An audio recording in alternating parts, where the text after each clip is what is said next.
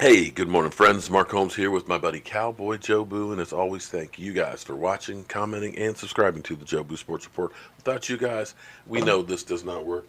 Let's get open for business and let's wake up the football gods here this morning as we sit 58 days, 12 hours, 26 minutes away from kickoff of the 2019 season.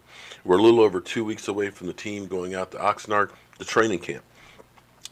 And don't forget, Sunday we'll be at the Chantilly Expo Center, Dallas Expo Center, for the CSA show. We've got some of the Dallas Cowboy greats of Randy White, Ed Too Tall Jones, and Tony Dorsett that are going to be there, as well as some of our future greats in Michael Gallup, Randall Cobb, um, the governor, Connor McGovern, as well. So we're going to be out there starting at 10 o'clock in the morning. Hopefully, we'll see you guys, shoot some videos, get some great footage, and get a few autographs and things. So don't forget there. So we're on the tail end of the silly season, of the last gasp of the off season.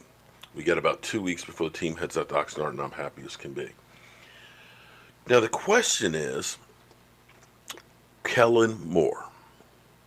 Kellen Moore, who was under Scott Linehan as a player with the Lions and came to Dallas with Scott Linehan, became the quarterback coach, and now the offensive coordinator. Will he be Scott Linehan number two, where it's business as usual, use business as usual, where we'll do basically the same offense, maybe a few different looks and things like that, but basically the same thing? Or could it be a complete shift in philosophy? We don't know. But here's the thing you have to understand why a lot of times when a coach is fired, that the next guy succeeds.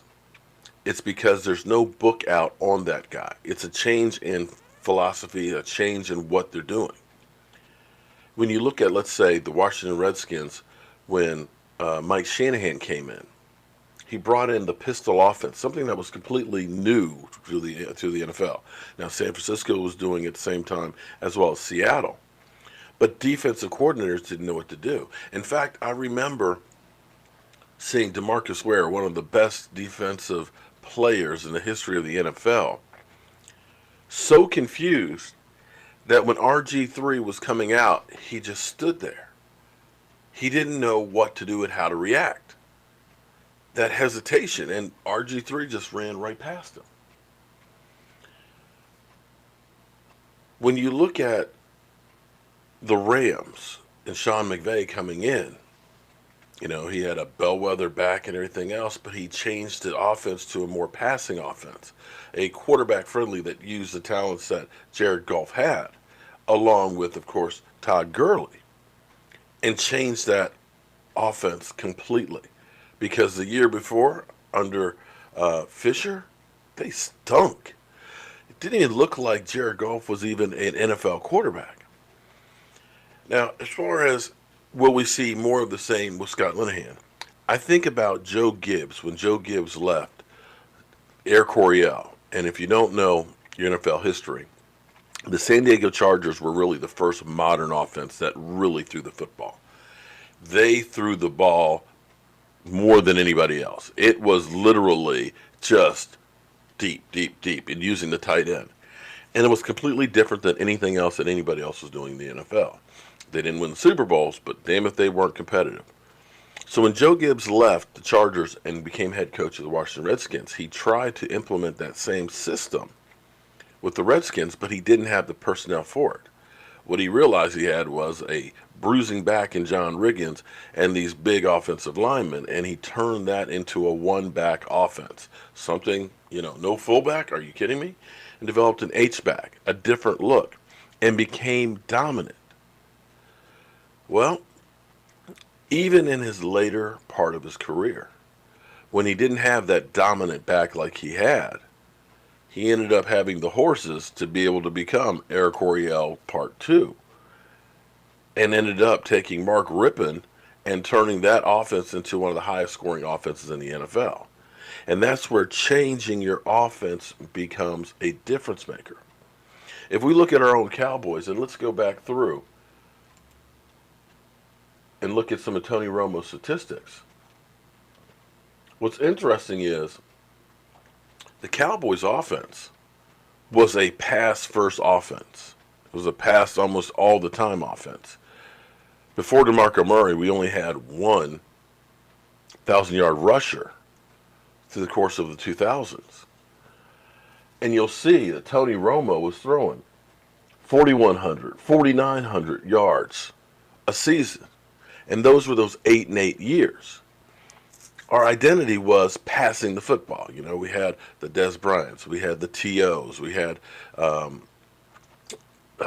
Miles Austin, you know, great receivers and things, and we did not win. We kept being stuck on 8-8. But something interesting happened. The 2014 season, which by the numbers that Tony Romo had been putting up the years before, he only had 3,700 yards. What happened was Tony Romo, because of injury, coming back from the back ailment, that first game against the 49ers, we could not get the ball downfield. Tony Romo was kind of a shell of himself. He was still recovering. And so we started leaning on DeMarco Murray. And DeMarco Murray was chewing up some ground. He was eating up the clock, and the Cowboys started winning. And that was the change of philosophy of us being a pass-first offense to all of a sudden being a ball control offense. And that did great for that season. And we came close. The catch, no catch away from making it to the NFC Championship game. And that's been our identity ever since. And Scott Linehan became offensive coordinator. It's kind of like, if it ain't broke, don't fix it. And that's where we've been stuck. Running the football first. And then passing as an afterthought. Well, here's where it's the opportunity to flip the switch. You've got a new offensive coordinator. He's got all kinds of tools. And I dare say that the Dallas Cowboys could be a pass-first offense. And don't get me wrong now. I'm not saying the Dallas Cowboys are looking to throw 5,000 yards, you know, and just forget about the run. No. That's not what I'm saying. What I'm saying is instead of using the run to set up the pass, first down, you line up, okay? You got a fullback. You run Zeke up the middle. You keep running it over and over again until the defense puts 8 men in the box and tries to stop it. And that's when the pass is now set up, because now you don't have as many D-backs in there. You get better one-on-one coverage. But instead of doing that, you can see a complete reverse of that. Go 4 wide outs on first down. You go deep to loosen up the defenses. You air it out a little more to make teams think, you know, they can do it. And now that you've got an Amari Cooper who can go to the house, now that you've got a Michael Gallup who was beginning to come on, and now that you've got a Randall Cobb who can do a crossing route and take it to the house, defenses will have to look and respect the pass more than they did starting last year. And if that's the case, you've got 3 wideouts, or even, 4 wideouts, where you're really stretching the field. That sets up the run, because now you're not looking at 8 men front. You've got those 5 offensive linemen right there that are big, mean, and nasty, and they don't have the safety in the box. Now it's that much easier to run the football. And by doing this, what you're going to be able to do is you're going to be able to prolong Zeke Elliott's career. Because when you look at running backs, and when you think of the difference of being hit at the line of scrimmage, you've got your 300-plus pound defensive linemen, some of which are running 4.7s, 4.8s. When those guys fall on you, or you take 2 of those guys on the line of scrimmage, you're going to get hurt more times than when you get to the second level. When you're taking on a linebacker, a cornerback, or a safety that's getting a glancing blow, as opposed to a 300-plus man falling on you, when you're trying to make a cut, that's when your ankles and knees and stuff get in those piles and you get injuries. That will help your running back to not end up getting a knee injury and you're dealing with arthritis, like a Todd Gurley. That's the opportunity to get more bigger plays. That's the opportunity to be able to score quicker. And it opens up so many more things. Because in the end,